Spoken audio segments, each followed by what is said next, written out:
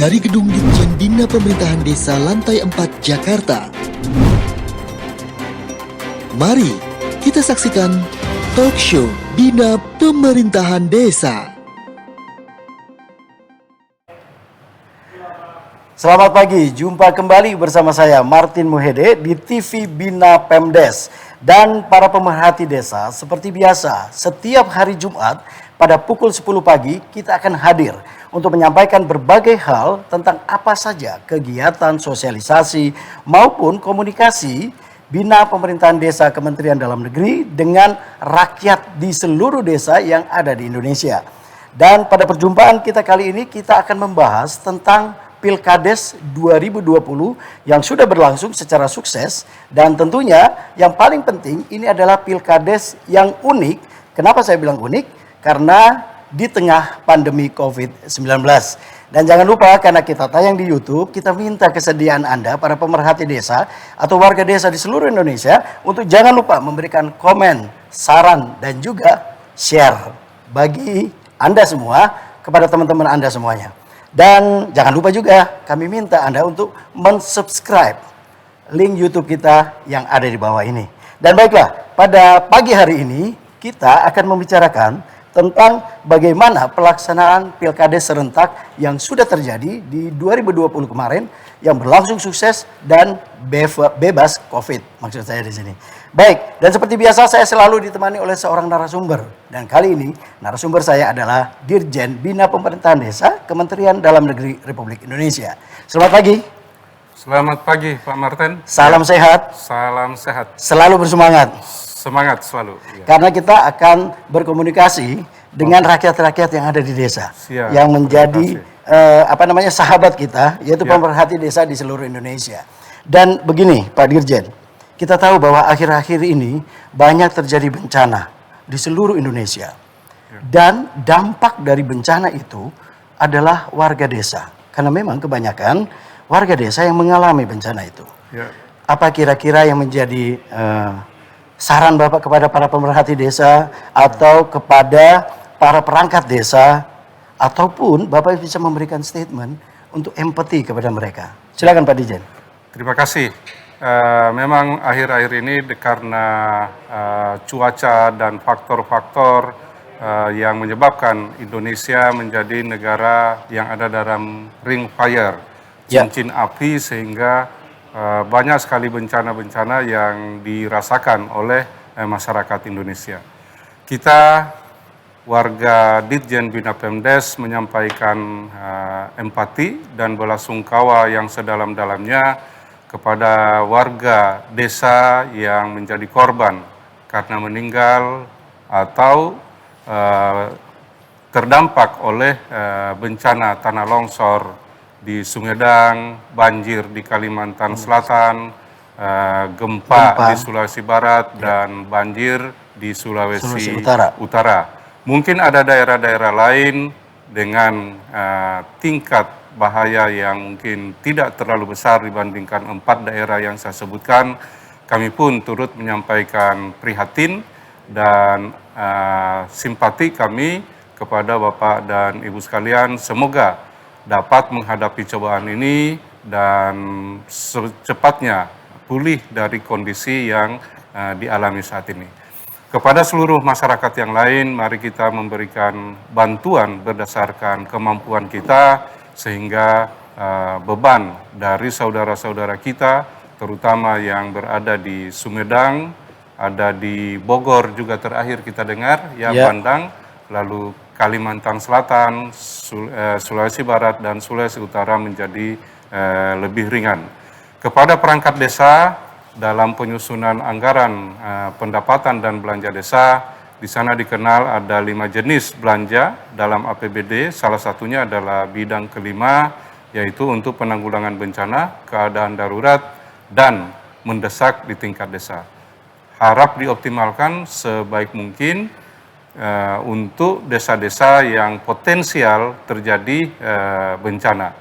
Oh ya, yang juga melanda sekarang ada di Jawa Tengah, yang dengan Gunung Merapi juga sedang erupsi, dan beberapa gunung api yang lain yang tingkat keaktifannya juga akhir-akhir ini semakin meningkat. Meningkat, ya. Semoga kita semua diberikan kekuatan untuk bisa menghadapi semuanya, dan bencana non-alam yang lain yaitu pandemik itu pun kita masih alami sampai dengan saat ini.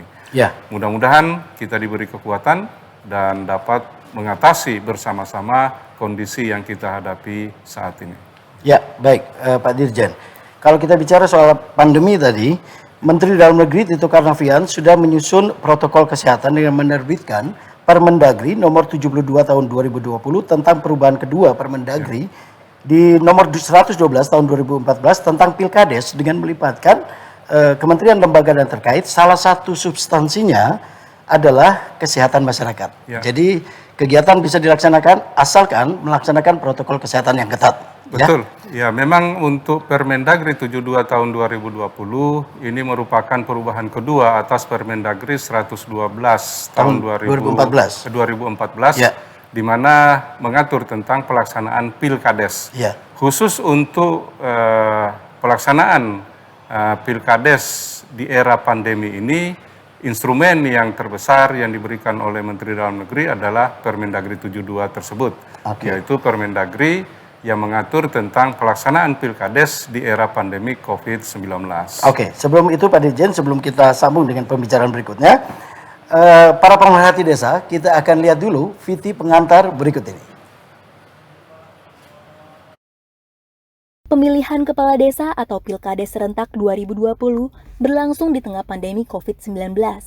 Protokol kesehatan sangat diperhatikan Kemendagri melalui Direktorat Jenderal Bina Pemerintahan Desa untuk memastikan Pilkades berjalan aman dan bebas COVID-19. Menteri Dalam Negeri Tito Karnavian menyusun instrumen protokol kesehatan dengan menerbitkan Permendagri nomor 72 tahun 2020 tentang perubahan kedua Permendagri nomor 112 tahun 2014 tentang Pilkades dengan melibatkan kementerian lembaga terkait. Salah satu substansinya fokus terhadap kesehatan masyarakat.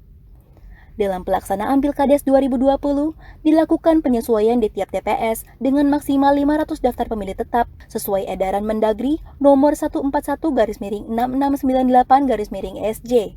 Ditjen Bina Pemerintahan Desa juga turut mengirimkan tim pemantau Pilkades untuk memastikan Pilkades berjalan sesuai protokol kesehatan. Ini merupakan sejarah karena pertama kali Pilkades dilaksanakan di tengah pandemi COVID-19. Bagaimana dinamika Pilkades 2020 berlangsung, dan bagaimana kesiapan Pilkades 2021 akan dibahas dalam talk show kali ini. Ya, pemerhati desa, itu adalah pengantar tentang diskusi kita pada pagi hari ini bersama dengan Dirjen Bina Pemerintahan Desa Kementerian Dalam Negeri Republik Indonesia. Dan tema yang kita angkat adalah Pilkades Sukses Bebas COVID-19. Oke, Pak Dirjen. Sebenarnya sebelum kita membicarakan tentang kesuksesan yang terjadi pada Pilkades 2020 kemarin, sebenarnya pentingnya Pilkades itu apa sih Pak? Pilkades ini menjadikan salah satu bentuk demokratisasi di tingkat desa. Yang terkecil. Yang terkecil, menjadi unit penyelenggara pemerintahan yang terkecil. Ya. Di mana dari segala macam keanekaragaman yang ada di desa secara partisipatif, warga desa itu memilih dan melakukan regenerasi terhadap kepemimpinan yang ada di tingkat desa. Oke. Proses ini dilangsungkan selama dalam satu periode kepemimpinan di tingkat kabupaten kota itu dilakukan penyerentakan. Maka saat ini kita menyebut Pilkades serentak. Serentak di sini bukan berarti secara nasional, tetapi serentak di tingkat kabupaten. Oke, jadi yang menjadi patokannya adalah kabupatennya. Iya, di tingkat kabupaten. Misalnya Kabupaten Bogor, serentak di Kabupaten Bogor. Serentak dalam arti dibagi tahapannya dalam paling banyak 3 tahap. Oke. Penyerentakannya dalam 3 tahap. Kalau dalam rentang 6 tahun satu kabupaten, dia bisa memilih tahun kedua, tahun ketiga, berikut tahun kelima. Tahun kelima. Nah, ini menjadi bagian dari waktu penyerentakan untuk pelaksanaan pemilihan kepala desa. Oke, kemudian kalau begitu kita lihat tujuan utama sebenarnya, selain memang secara umum kita sudah tahu bahwa untuk mencari pemimpin di tingkat desa. Tujuan yang paling utamanya itu sebenarnya apa sih, Pak?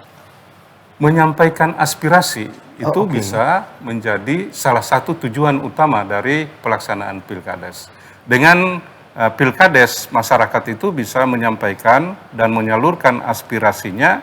Saya pengen kepala desa yang punya visi seperti ini gitu. Karena dalam proses akan didahului dengan pencapaian visi misi, berikut kampanye, dan di sanalah masyarakat akan memilih. Berarti sama, prosesnya sama kayak pilkada, pemilihan Kurang lebih presiden. sama, tetapi dia menjadi lebih sederhana. Lebih sederhana. Karena skopnya hanya di tingkat desa. Desa, oke.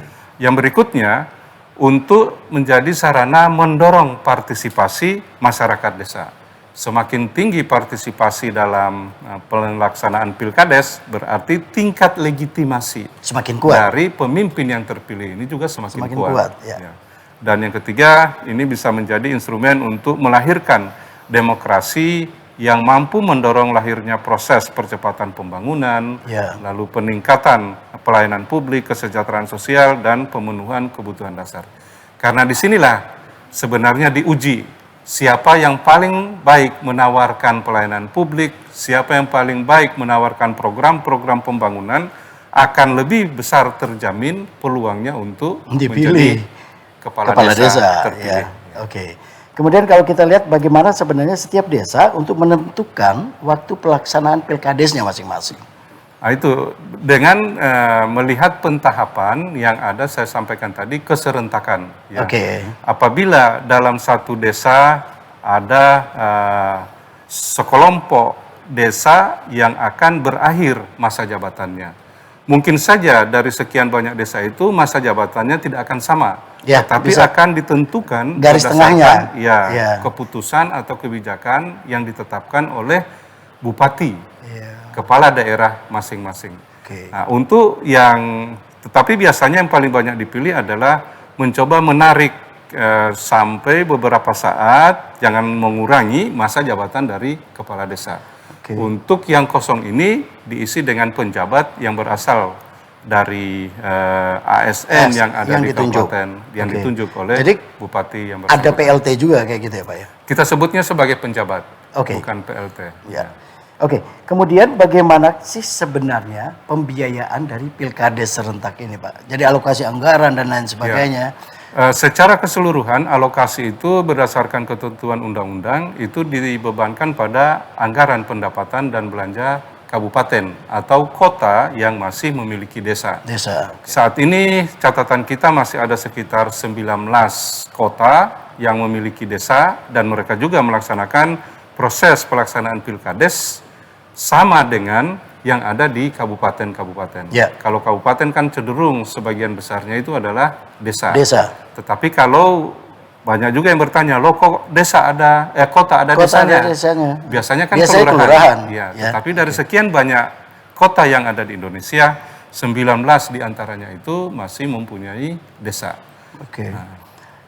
Berarti nanti pada muaranya akan menjadi serentak seluruh Indonesia, bisa saja seperti itu. Seperti pilkada misalnya kabupaten Enggak kota. seperti itu. Tidak seperti itu juga Iya. ya. Oke. Kita akan melakukan efisiensi dengan adanya penyerentakan ini, akan banyak hal yang kita bisa dapatkan manfaatnya. Di antaranya karena desa mobilitas penduduknya itu sangat tinggi, dengan adanya penyerentakan ini kita akan meminimalisasi terjadinya intervensi dari wilayah desa lain. Di sekitarnya. Di sekitarnya.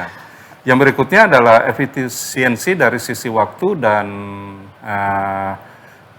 dan pembiayaan. Apabila dengan waktu yang bersamaan jumlahnya yang cukup banyak, biasanya dia secara ekonomis pembiayaannya menjadi lebih kecil. Lebih kecil. Dan manfaat yang ketiga, biasanya kita bisa melihat dari sisi pembinaan dan pengawasan, ini akan menjadi lebih mudah untuk kita melakukan pembinaan dan pengawasan terhadap penyelenggaraan Pilkades itu sendiri. Oke, sekarang kita melaksanakan Pilkades atau nanti dalam sepanjang 2021 juga ada agenda Pilkades juga ya Pak pastinya. Ya. Tetapi di tengah pandemi COVID-19 ini tentu ada hal-hal yang menjadi perhatian. untuk pelaksanaan Pilkades. Nah, kita akan bicarakan di segmen berikutnya. Oke. Ya. Baiklah para pemerhati desa, jangan lupa Anda untuk memberikan komentar kepada kami, saran kepada kami untuk bisa kami bahas atau kita bedah yang akan kita bicarakan mungkin dalam respon berikut ini atau pada next episode-nya. Dan kami akan kembali setelah pesan yang berikut ini.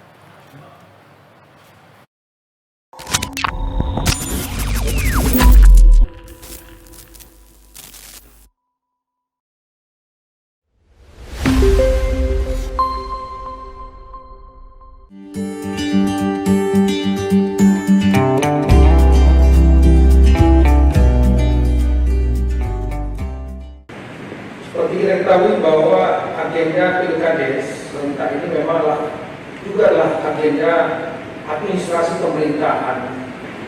Nah, kita melihat bahwa ini adalah Pilkades pertama juga dalam masa pandemi COVID-19 yang di di awal kemerdekaan juga ini pertama kali. Oleh karena itu kita juga hanya melakukan kegiatan Pilkades serentak ini dengan penuh kehati-hatian dan tentunya adalah yang spesifik terhindar dari penularan COVID-19. Selanjutnya juga mohon dukungan dari semua stakeholder, sekali lagi ini bukan pekerjaan satu pihak. Kami mohon betul dukungan dari Bapak Menteri Desa, kemudian mohon dukungan dari Satgas Covid, BNPB, dari Polri, kemudian dari TNI, dan juga dari Kementerian Kesehatan, dari Kejaksaan Agung, dan tentunya tidak lupa Bapak-bapak, Ibu-ibu, Gubernur, Kepala Daerah tingkat 1 sebagai wakil pemerintah pusat dan daerah untuk juga memberikan supervisi. Bapak-bapak dan ibu-ibu rata-rata sudah mengalami, kecuali DKI dan Aceh yang tidak mengalami pilkada di masa pandemi COVID-19. Selanjutnya untuk rekan-rekan bupati wali kota, sekali lagi siapkan betul, jangan sampai mengambil keputusan yang salah.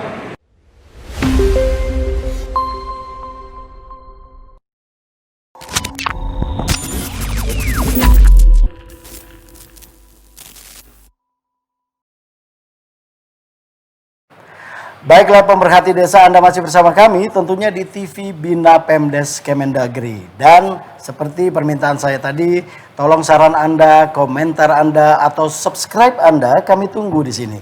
Dan kami akan mencoba untuk memberikan balasan atas semua komentar yang sudah disampaikan. Baiklah pemerhati desa, topik kita adalah Pilkades Sukses Bebas Covid yang sudah dilaksanakan pada Pilkades serentak di tahun 2020. Baik Pak Dirjen, saya masih bersama dengan Dirjen berada di sini di pagi hari ini. Tentunya komentar Anda kami tetap tunggu. Ya, bagaimana kira-kira langkah Dirjen Bina Pemdes dalam mencegah penyebaran COVID di pelaksanaan Pilkades ini, Pak? Atau kalau kita mau ngobrol mundur sejenak setelah di pelaksanaan Pilkades 2020 kemarin. Oke. Pandemik sekali lagi ini merupakan pengalaman pertama untuk seluruh dunia dalam menghadapinya, dan ini menimbulkan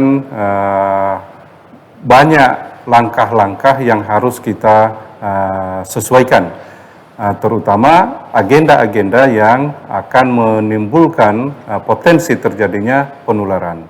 Sampai dengan akan dilaksanakannya Pilkades yaitu di tahun 2020 kemarin, sebenarnya beberapa daerah itu sudah melaksanakan Pilkades. Hanya saja karena kondisi pandemik pada saat itu, pada bulan Maret, Menteri Dalam Negeri mengeluarkan surat yang meminta kepala daerah untuk menghentikan sementara pelaksanaan Pilkades. Karena masih dalam masa pandemik. Karena belum ada ketentuan untuk mengatur bagaimana seharusnya pelaksanaan Pilkades di era pandemi 19 COVID ini. Selanjutnya pada Agustus 2020 ini juga diterbitkan surat untuk kabupaten kota menunda sampai dengan selesainya Pilkada serentak yang dilaksanakan pada tanggal 9 Desember yang 2020 kemarin. Dengan harapan kita akan belajar dari cara-cara pelaksanaan pilkada yang kurang lebih sama polanya dengan pelaksanaan Pilkades, yang hanya saja skalanya yang menjadi lebih kecil gitu dibandingkan dengan pelaksanaan pilkada. Dengan demikian, kita akan mempunyai satu pengalaman untuk bisa diterapkan secara utuh dalam pelaksanaan Pilkades. Tidak ada yang bisa ditawar-tawar dalam protokol kesehatan yang sudah diterapkan dalam pilkada dalam pelaksanaan Pilkades. Nah, kita melihat bahwa Pilkades ini sebenarnya merupakan program strategis nasional yang wajib didukung oleh seluruh kepala daerah karena akan menjadi bagian dari ujung tombak penyelenggaraan pemerintahan yang akan membantu camat, bupati sampai dengan gubernur untuk melaksanakan proses pemerintahan yang ada di tingkat bawah. Juga sampai saat itu pedoman teknis dari pemerintah pusat ini memberikan indikasi bahwa pemerintah tidak ingin membiarkan pemerintah daerah autopilot melaksanakan dengan pemahaman masing-masing terhadap pelaksanaan Pilkades. Dan untuk itu pemerintah dalam hal ini Menteri Dalam Negeri mencoba mengeluarkan satu kebijakan yang sudah disebutkan tadi, yaitu Permendagri 72 tahun 2020, yaitu tentang perubahan kedua atas Permendagri 112 tahun 2014. Kemudian bagaimana peranan Bina Pemdes dalam hal ini, Pak? Dari segi apa? Apakah terjun langsung, hanya sekedar memantau, atau bagaimana peranannya sebenarnya? Dirjen Pemdes dalam pelaksanaan ini melakukan arahan yang disampaikan oleh Pak Menteri Dalam Negeri, menyusun kebijakan yang menjadi Permendagri 72 tahun 2020. Setelah itu disosialisasikan kepada seluruh pemerintah daerah yang akan melaksanakan Pilkades pada tahun 2020 setelah Pilkada 9 Desember 2020.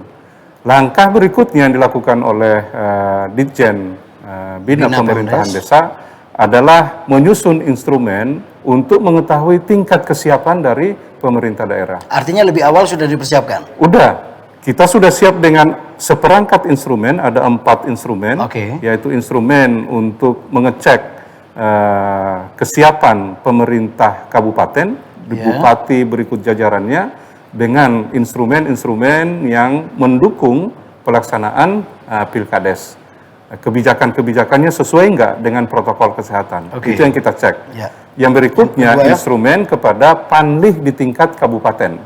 Di setiap kabupaten mereka menyusun tim untuk menyelenggarakan Pilkades untuk seluruh kabupaten, seluruh desa yang ada di kabupaten tersebut. Instrumen yang ketiga ini yang kita sebut sebagai instrumen pengecekan kesiapan untuk panitia di tingkat kecamatan. Agak berbeda dengan pelaksanaan pilkada pada umumnya, di mana kita mengenal ada satu lembaga pengawas untuk pelaksanaan pilkada. Sementara untuk Pilkades Bawaslu. Sementara di Pilkades instrumen untuk ini belum tersedia. Dengan demikian kita menjadikan kecamatan ini menjadi lembaga yang melakukan pengawasan terhadap pelaksanaan Pilkades. Dan itu kita sebut sebagai subkepanitiaan yang ada di tingkat kecamatan. Yang instrumen yang keempat itu adalah untuk melihat kesiapan panlih di tingkat desa yang dipersiapkan oleh BPD Desa, dan melihat persepsi masyarakat terhadap rencana pelaksanaan Pilkades yang pro protokol kesehatan. Jangan sampai ada resistensi dari masyarakat, jangan sampai mereka tidak mau menyelenggarakan Pilkades, tetapi dengan protokol kesehatan, seandainya belum siap, kita akan menyampaikan kepada daerah yang bersangkutan untuk menunda sampai tingkat kesiapannya itu menjadi lebih baik, memenuhi syarat. Itu semua yang dikemukakan oleh Pak Dirjen tadi adalah langkah-langkah preventif atau mencegah, Tetapi apakah juga punya kewenangan untuk memantau? Karena saya lihat Ya. di video yang saya lihat yang teman-teman dari Bina Pemdes melakukan pemantauan di daerah pada saat pelaksanaan kemarin, Ya. itu ada juga yang ternyata jemput bola gitu, Pak. Oke. Ya. Jadi tidak warga desa itu datang ke tempat TPS misalnya, tetapi panitianya itu yang datang, Oke, gitu loh. iya. Jadi artinya hal-hal ini itu baik dilakukan karena keterbatasan mungkin geografis dan lain sebagainya. Ya. Nah, pemantauan pun bisa sebenarnya dilakukan langsung oleh Bina Pemdes dalam hal ini. Iya. Kalau tadi 4 instrumen adalah preventif atau tindakan sebelum, nah tindakan sesudahnya itu seperti apa, Pak? Apakah Oke. sampai sejauh itu juga?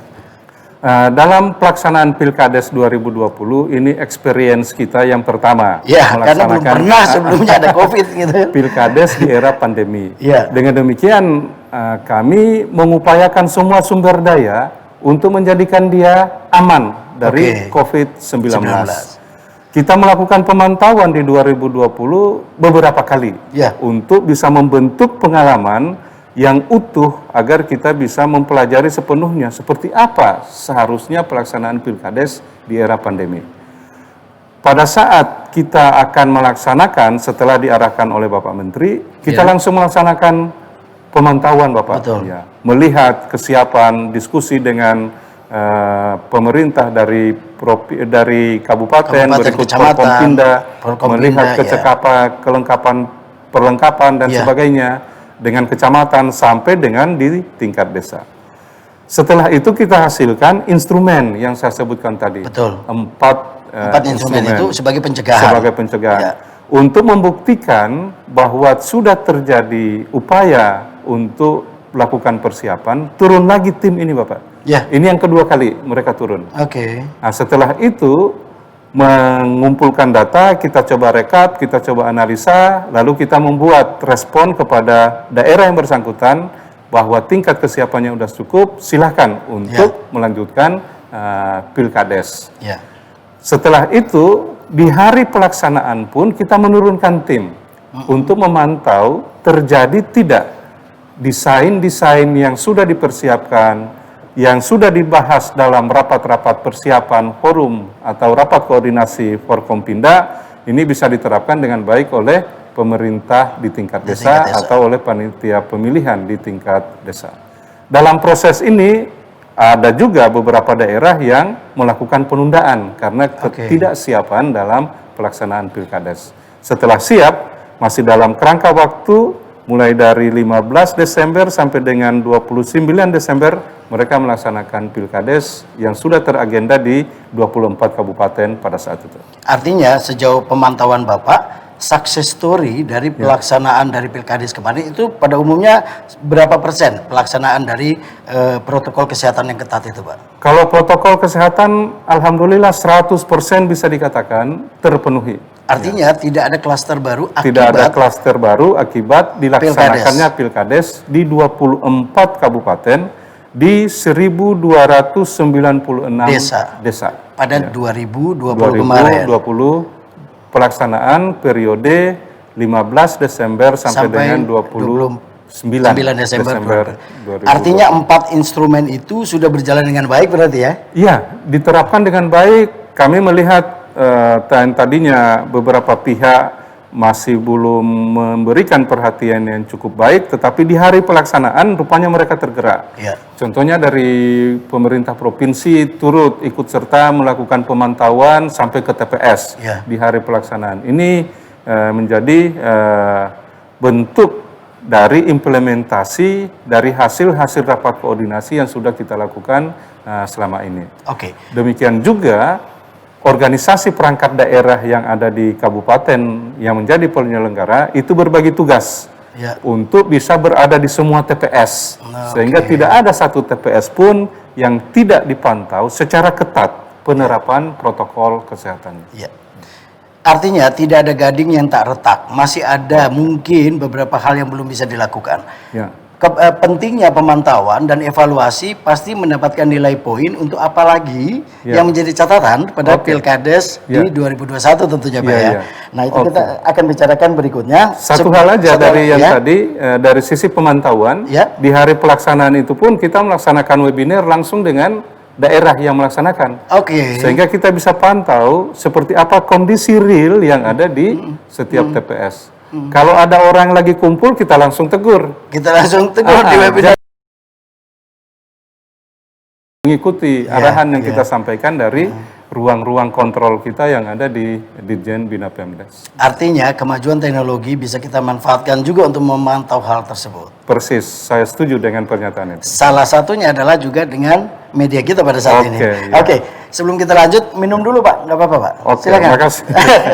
Baiklah, pemerhati desa, kita akan melanjutkan perbincangan kita dengan Pak Dirjen Bina Pemerintahan Desa Kementerian Dalam Negeri. Pemerhati desa, jangan lupa komen, share, subscribe, kami tunggu. Dan akan kembali setelah pesan-pesan berikut.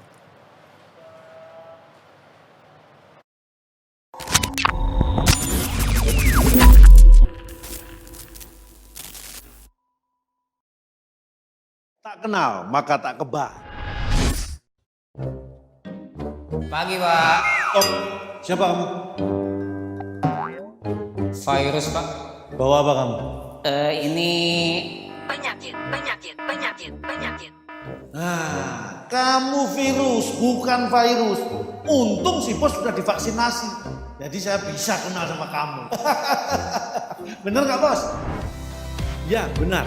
Vaksinasi melatih tubuh untuk kenal, lawan, dan kebal dari penyebab penyakit seperti virus atau bakteri. Sebelum digunakan, vaksin seperti vaksin COVID-19 akan diuji klinik, dipastikan keamanan, khasiat, dan mutunya oleh Badan POM dan para ahli.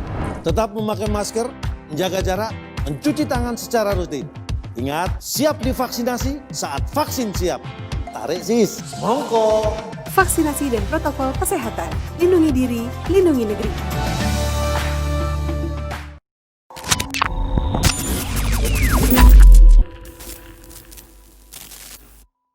Anda masih bersama kami tentunya di TV Bina Pemdes dan Pemerhati Desa. Topik kita pada pagi hari ini masih sama dengan yang tadi, yaitu Pilkades 2020 sukses dan bebas Covid.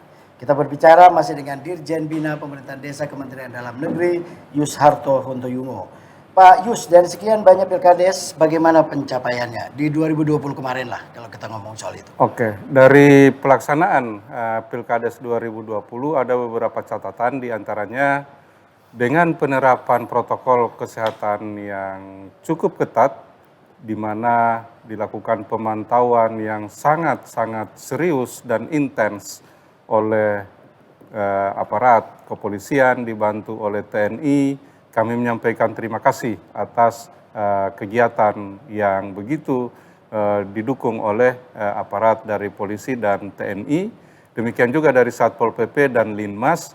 Ini menjadikan masyarakat merasa aman datang ke TPS. Sehingga tidak ada keraguan untuk melaksanakan kegiatan karena sejak awal mereka sudah dibantu dan dibimbing oleh petugas yang cukup dalam melaksanakan Pilkades. Begitu datang, mereka sudah diminta untuk cuci tangan, disiapkan sabun, disiapkan hand sanitizer, setelah itu dicek suhunya. Ya. Orang yang datang ini pun sudah ditetapkan jam-jam kedatangan. Jadi tidak ada penumpukan, berkumpul. Ya. Jam 1 jam itu hanya sekitar 70 sampai dengan 80 pemilih. Nah, setelah itu mereka masuk ke ruang tunggu. Ruang tunggu pun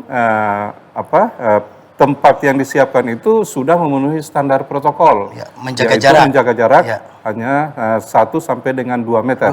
Jarak dari setiap pemilih menunggu untuk masuk ke ruang pencoblosan. Setelah itu dipanggil, mengikuti protokol kesehatan antara pemilih dengan petugas, dipasang screen yang dari plastik. Mereka juga menggunakan sarung tangan dan hand sanitizer ada di mana-mana. Ini menjadikan protokol kesehatan itu bisa diterapkan dengan benar.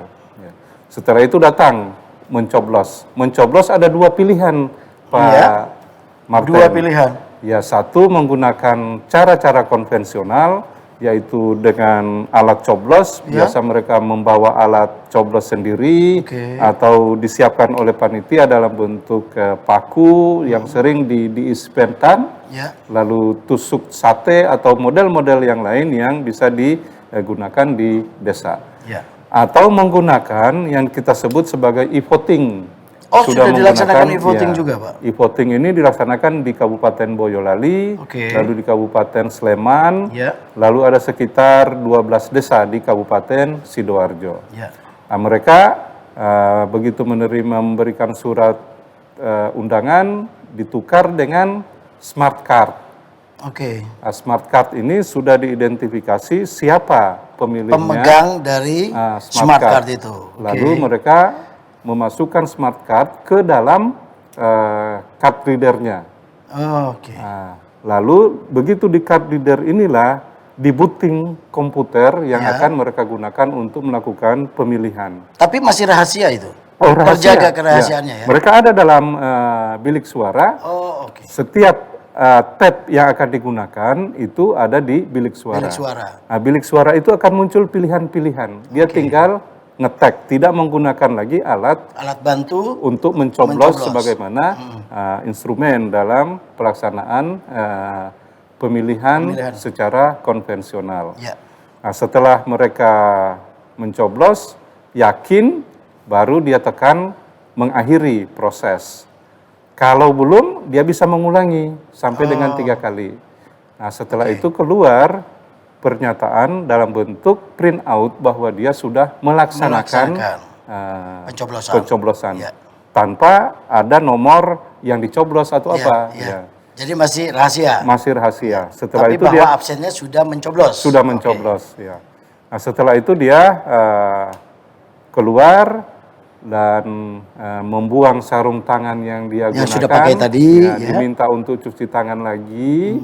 Setelah itu diminta dengan segala hormat oleh panitia yang ada di pintu keluar untuk segera meninggalkan tempat pelaksanaan Pemungutan suara. pemungutan Oke. suara. Untuk menghindari jangan sampai terjadi Kerumunan. Ya. Ya. Oke. Seperti itu. Ya. Masih ada lagi? Itu rangkaian dari pelaksanaan kegiatan dan untuk melaksanakan penyesuaian terhadap rencana-rencana di mana ada satu desa yang ada kabupaten yang melakukan pengaturan yang belum sesuai dengan ketentuan protokol kesehatan. Oke. Kami menghargai ada sekitar 6 kabupaten dari 24 itu yang juga melaksanakan pilkada dan mereka mengkloning atau mengkopi seluruh proses ke dalam pelaksanaan pilkades. Ya. Tetapi masih ada juga daerah-daerah yang mau menerapkan berdasarkan peraturan daerah yang mereka sudah tetapkan tentang pelaksanaan pilkades. Ya. Tapi Terutama tidak overlap ya.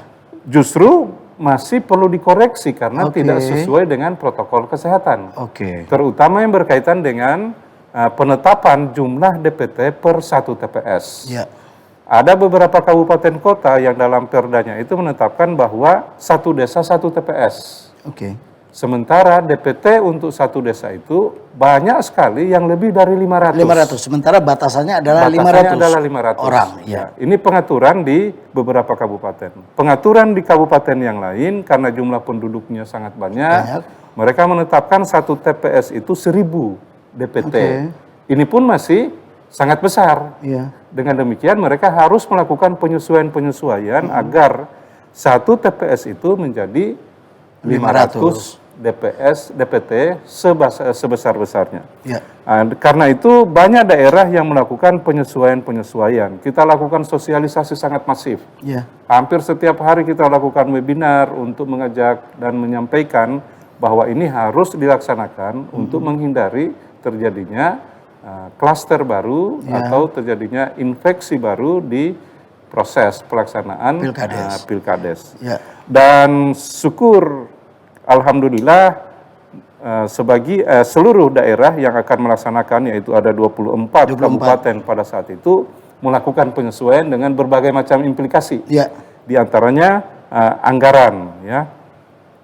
Kalau dari sisi anggaran itu penambahan TPS itu untuk pembiayaan untuk panitia di tingkat desa ya, lalu penyediaan logistik dan kabupaten yang paling besar itu penambahan sebesar sekitar 52 miliaran untuk pelaksanaan pilkades. Itu Ya. akibat yang tadi itu. Ya, Misalnya penambahan. banyaknya penduduk akhirnya harus membuat 2 atau Betul. 3 TPS dalam Ya. satu desa. Ya.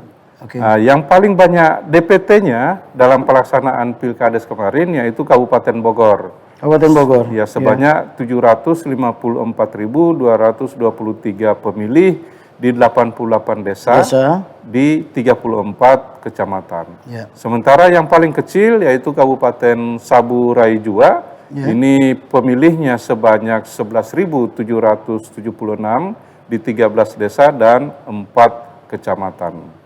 Ya.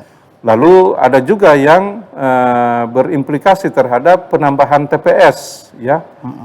Paling banyak menambah TPS itu sebanyak 1.220 TPS.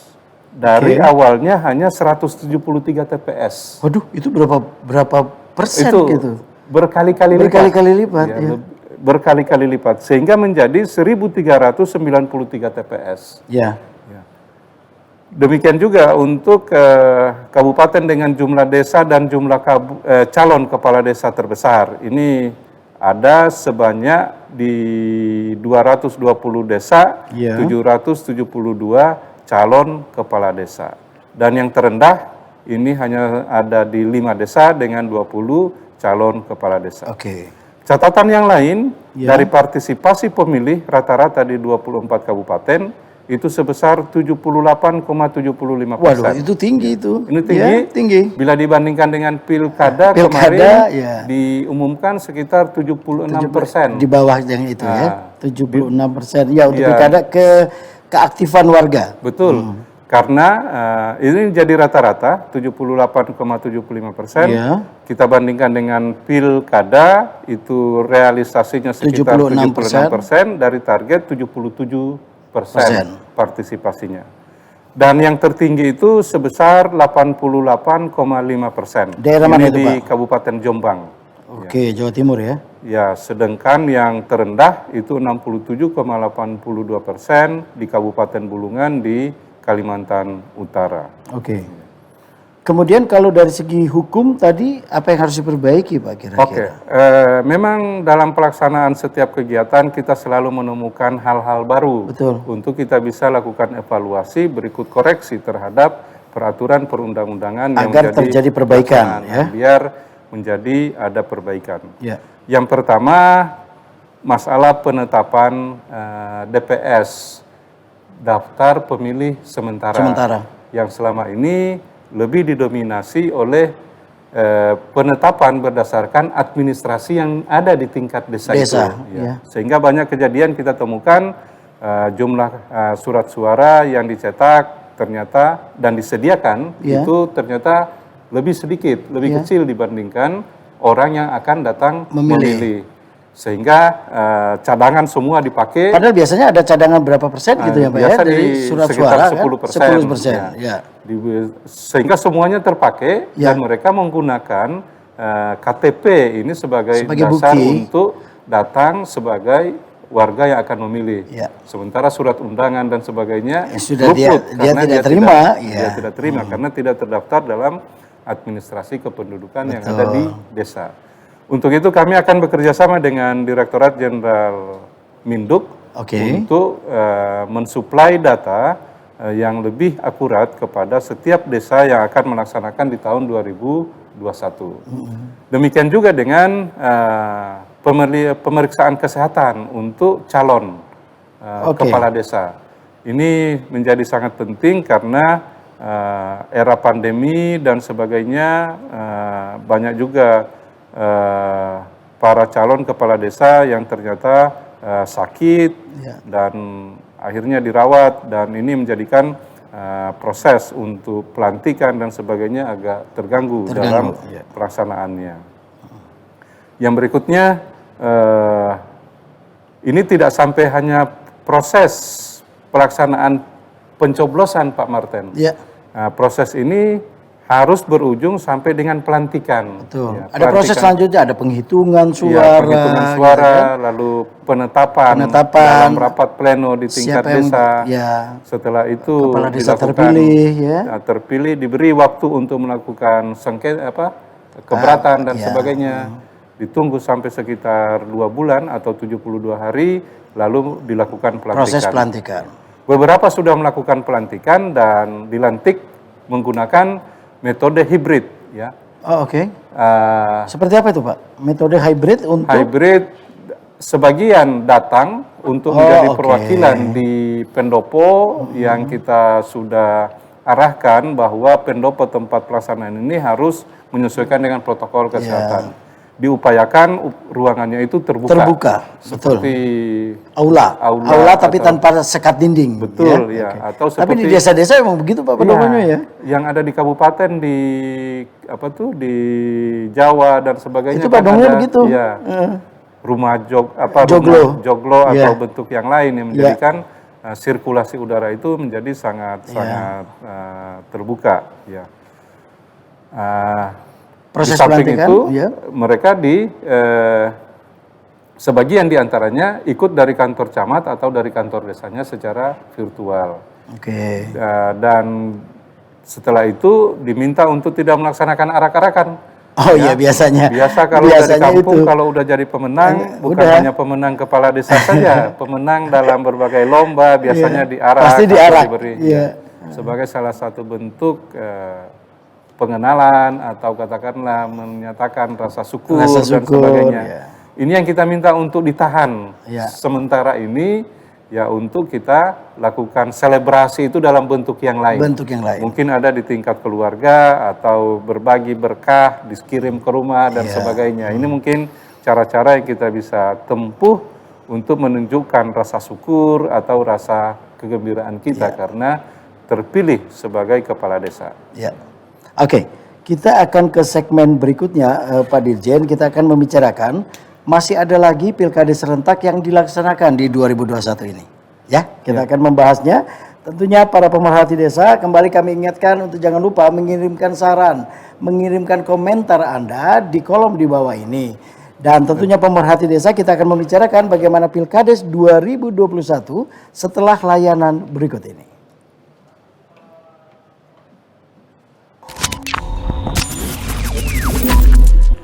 Gak apa-apa, Pak.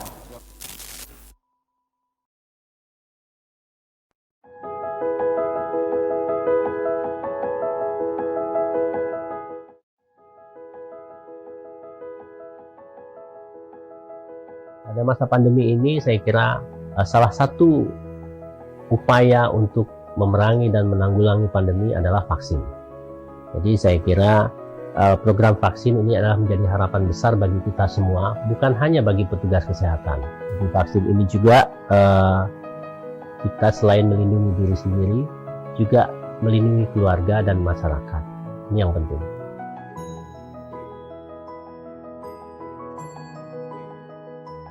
Kesehatan menjadi prioritas pemberian vaksin untuk pertama kali, karena mereka adalah di garda terdepan dalam pelayanan pandemi. Dan mereka bertugas atau berada dalam lingkungan yang sangat rentan, terpapar, maka tenaga kesehatan ini harus lebih aman dulu untuk melayani yang lainnya.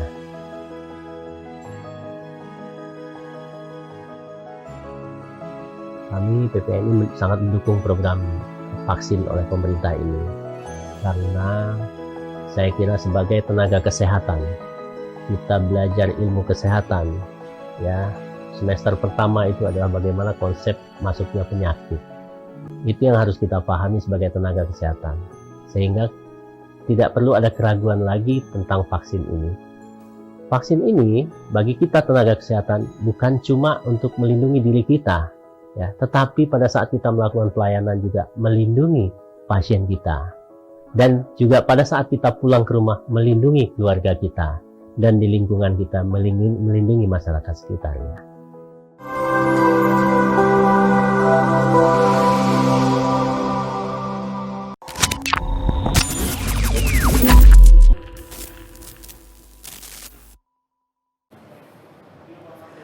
TV Bina Pemdes masih bersama Anda dengan Zero Covid pada pelaksanaan di Pilkades 2020. Menjadi perhatian pada pelaksanaan Pilkades 2021. Masih bersama saya Dirjen Bina Pemdes Kemendagri, Pak Yus.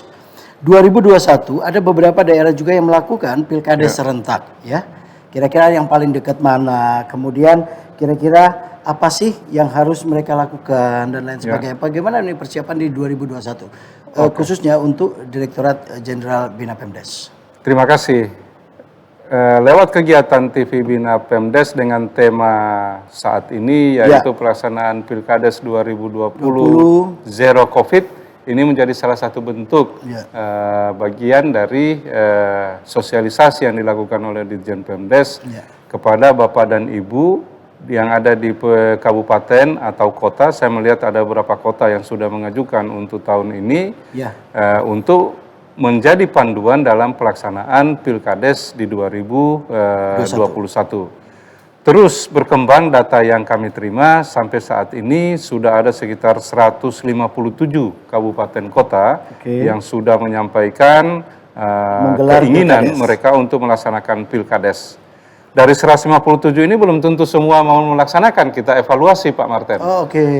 Dari melalui empat instrumen ini, itu instrumen. Berikut melihat peraturan yang sudah cukup atau tidak, sehingga pelaksanaannya itu menjadi cukup secara formal, memenuhi peraturan perundang-undangan yang menjadi syarat dari pelaksanaan Pilkades. Dari 157 kabupaten ini terdapat sekitar 10.476 desa. 10.476 desa yang akan menggelar Pilkades 2021. Ini jumlah yang cukup banyak bila dibandingkan dengan tahun 2020 itu hanya sekitar berikut yang dilaksanakan periode Januari sampai dengan Maret itu hanya sekitar 40 daerah ya. Nah, sekarang ada 157 kabupaten kota dengan 10.476 desa. Tentu untuk pelaksanaan di 2021 kita tetap melaksanakan langkah yang sama. Sejak awal begitu selesai Pilkades 2020 kami sudah melakukan sosialisasi kepada daerah-daerah yang akan melaksanakan Pilkades di 2021. Diawali dengan penyampaian surat kepada seluruh gubernur, lalu bupati, wali kota untuk menyampaikan rencana pelaksanaan Pilkades mereka di 2021. Setelah itu kita lakukan webinar, sudah beberapa kali kita beri contoh kepada daerah-daerah yang sudah melaksanakan Pilkades dengan hasil yang baik gitu. Dengan demikian mereka akan mendapatkan pemahaman yang utuh tentang apa saja yang harus mereka laksanakan. Yang berikutnya tetap mempererat koordinasi yang sudah terbentuk dan akan direplikasi di daerah-daerah yang akan melaksanakan Pilkades di 2021, yaitu kepada tim Dinas Kesehatan atau Satgas COVID-19 yang ada di tingkat provinsi, kabupaten, kecamatan, sampai dengan desa, agar turut serta dalam pelaksanaan Pilkades di 2021 nanti. Demikian juga dengan Forkompinda.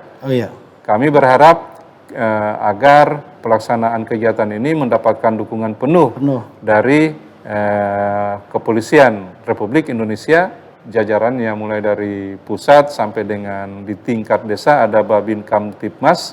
Demikian juga dengan dukungan dari aparat TNI, juga dari pusat sampai dengan desa, di mana kita akan berkoordinasi dengan Babinsa pada tingkat desa. Demikian juga dengan Bapak dan Ibu yang ada di OPD. Bila daerah yang akan melaksanakan Pilkades jumlahnya cukup besar, kami berharap partisipasi dari OPD untuk membantu dinas PMD di kabupaten agar dapat menurunkan pejabat sebagai pemantau untuk TPS-TPS atau desa yang ada di kabupaten masing-masing. Sinergitas menjadi penting ya Pak ya? Betul sekali. Antar lini, antar lembaga untuk supporting bahwa ini menjadi hasil yang lebih baik. Betul. Kalau hanya sekedar berkomitmen tetapi tidak bersinergi dalam pelaksanaan, ya tentu tidak akan dicapai hasil seperti yang sudah kita capai di tahun 2020 kemarin.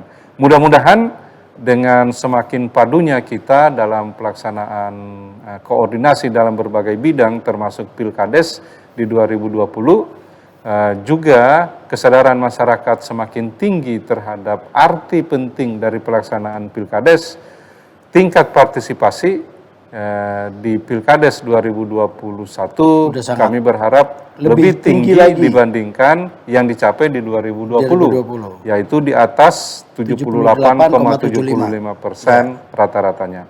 Oke. Ini membutuhkan partisipasi semua pihak. Kita juga akan terus melakukan upaya dan mudah-mudahan kita akan diberikan kekuatan untuk bisa melaksanakan program ini menjadi lebih baik, dan tentu kita tetap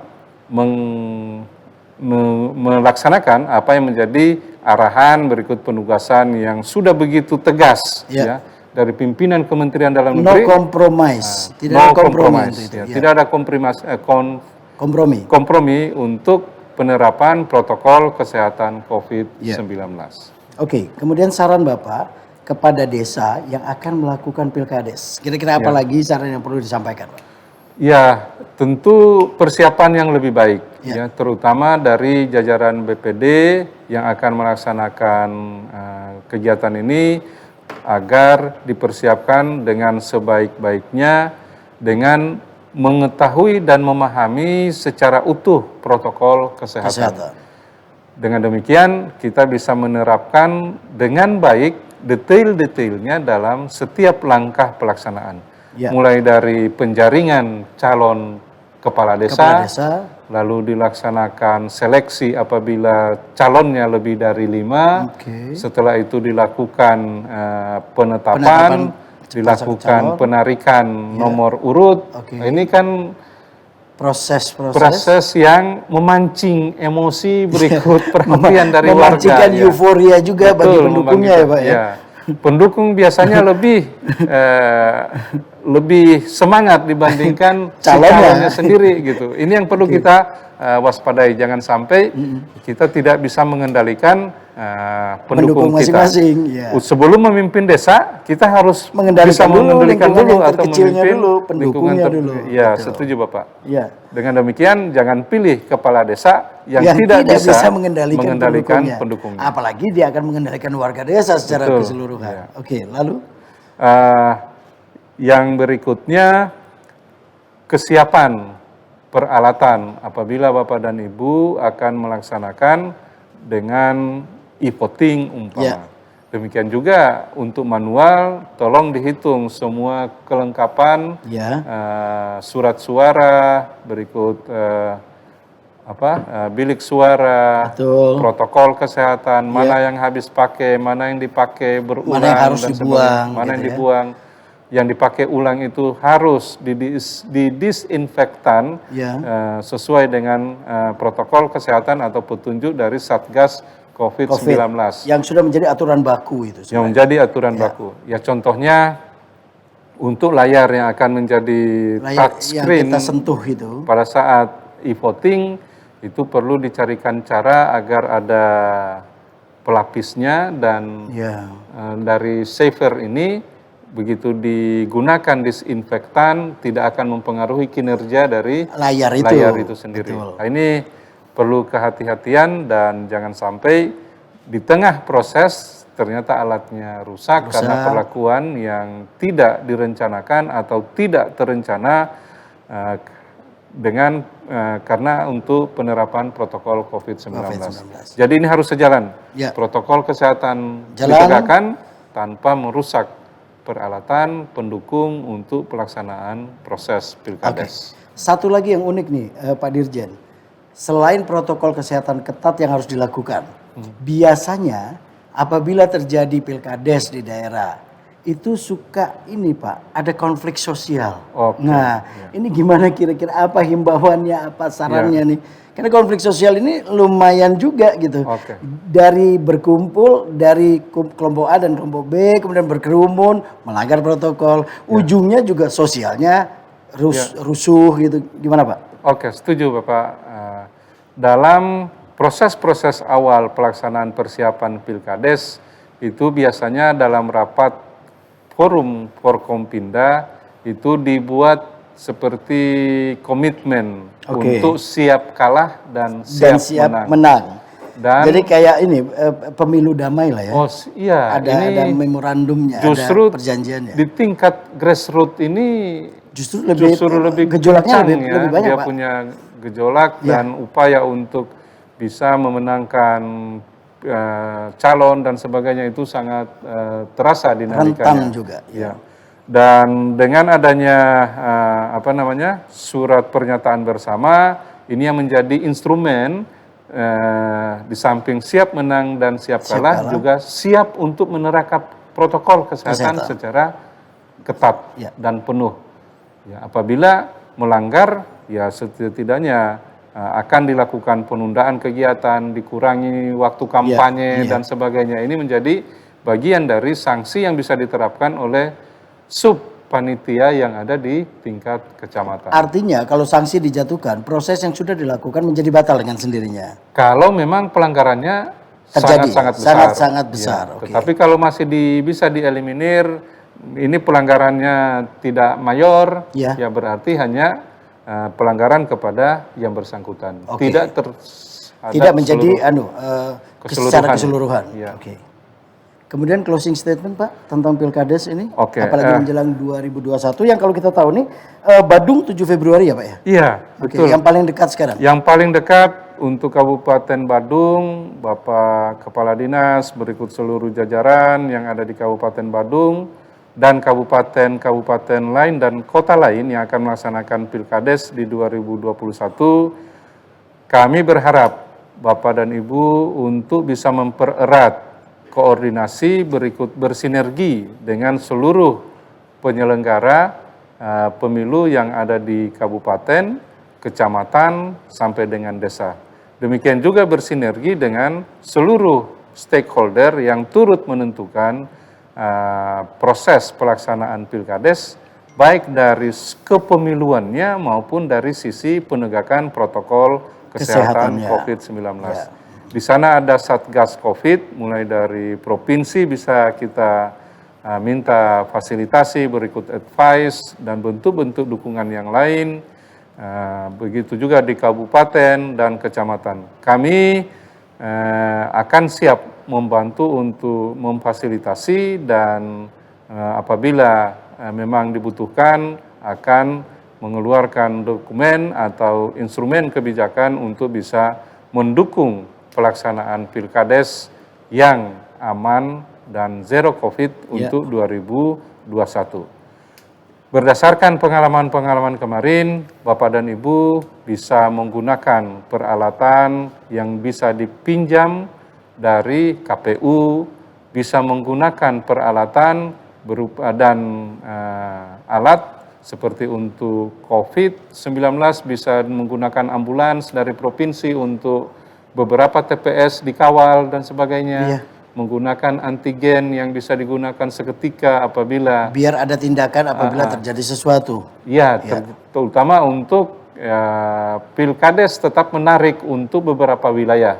Dan ada warga yang mungkin karena kondisi beberapa di antaranya 1 atau 2 orang karena ingin berpartisipasi datang dari tempat jauh, ternyata belum rapid dan sebagainya. Ini bisa difasilitasi untuk dilaksanakan testing di tempat dengan menggunakan antigen atau antigen yang paling cepat karena yang paling cepat untuk bisa mengetahui positif negatif atau reaktif atau tidak. Seandainya reaktif berarti kita minta untuk tetap di rumahnya melakukan isolasi dan kita tanyakan apakah yang bersangkutan mau menggunakan haknya atau tidak. Seandainya mau menggunakan hak, kita fasilitasi dengan mendatangi di rumah dengan kondisi sudah reaktif, berarti petugas yang ada di desa sudah menjalankan protokol kesehatan menggunakan hazmat dan sebagainya untuk mendatangi calon pemilih yang dinyatakan reaktif yang ada di tempat-tempat isolasi atau mungkin ada juga yang di rumah sakit. Apabila para warga ini ingin menggunakan haknya. Namanya hak bisa dipenuhi, bisa tidak. Bisa tidak, tergantung dari warga masyarakat tersebut. Oke. Jadi itu saja yang disampaikan. Ya, terima kasih. Baik, terima kasih Pak Dirjen untuk waktunya. Terima kasih. Baiklah, itu tadi pembicaraan saya dengan Dirjen Bina Pemerintahan Desa Kementerian Dalam Negeri Republik Indonesia, Yusharto Hontoyungo. Dan tentu saja masih banyak sekali perlu kami informasikan nih para pemerhati desa. Di setiap harinya nanti, di setiap Senin sampai Jumat atau bahkan Sabtu dan Minggu, kita akan menghadirkan program-program khusus dari desa. Ada juga kabar dari desa nih Pak yang akan kita tampilkan. Jadi bisa juga para pemerhati desa bisa mengirimkan aktivitas di desa Anda. Siapa tahu bisa kita tayangkan di sini. Dan apabila itu memenuhi syarat yang kita akan berikan, tentunya kita tayangkan di sini kegiatan yang dilakukan. Baik itu kegiatan di desa maupun dari segi kuliner mungkin, atau dari segi budaya, seni dan lain sebagainya. Kami tunggu, nanti akan kami cantumkan alamat email tentang tempat Anda untuk mengirimkan berbagai kegiatan Anda.